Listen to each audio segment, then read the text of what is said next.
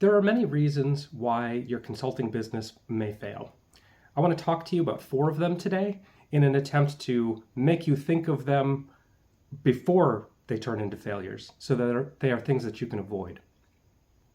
The first one, and probably the most prevalent one, is just running out of work.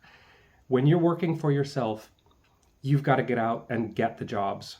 And it's very easy for engineers to be doing the engineering and forget about doing the prospecting and the networking that will get you the next job.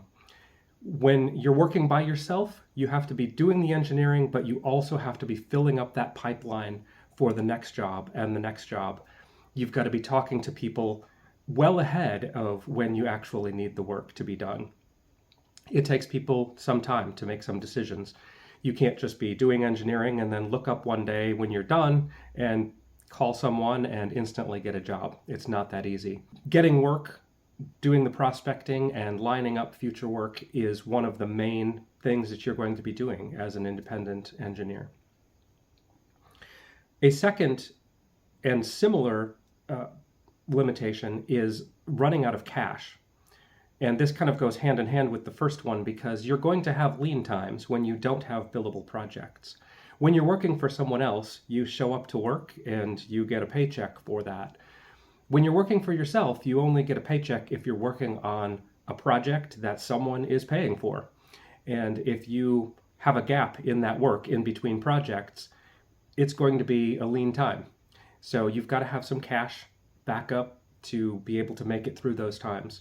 That becomes even much more of a problem if you have a team of people, because now you're not only needing to feed yourself, but you're needing to feed your whole team while there's no money incoming. And even with a small team of engineers, that money can go away very quickly. So it's really to your advantage to get good at filling up that pipeline while you're working independently before you start adding people onto that team. A third way that businesses fail is just the frustration. A lot of engineers like engineering, so they think they'll like running their own company doing engineering, but you find all of those things that you have to do, not just the marketing and the finding the new projects, but other things running the business as well, can end up being very frustrating. And people just want to do engineering rather than wanting to do the business part. It's important to think about the engineering as just part of the puzzle pieces that you need to figure out. The engineering is what you do naturally. If you add in the business aspects of that as just part of the parameters of the problem you're trying to solve, you'll be a lot happier thinking about it as a problem rather than thinking about it as you've got the fun engineering part and then you've got the drudgery of the business part over here. Think of them as one whole, and they're the puzzle that you need to solve. The fourth one is just the red tape that you have to do when you're doing a business. You've got to do taxes and permits for your community. If you're like working from home, a lot of towns will require a business permit and that sort of thing. Some of that you might be able to fly under the radar as you're getting started, but as you get bigger and have real income, you're going to run into more and more of those things.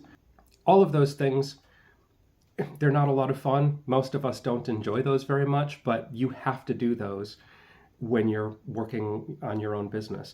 A lot of those things are things that are done for you when you have an employer, and you'll probably never enjoy that more when you realize how much your employer was doing all of that stuff for you and you were able to keep your head down and just engineer. But all of that stuff will come straight into your face as you're doing it yourself. So those 4 things are things to watch out for and things to just be ready for mentally to be able to succeed in your own business rather than letting those cause the failure of your business. Lack of work, lack of cash, frustration in not doing just engineering, and getting buried in red tape.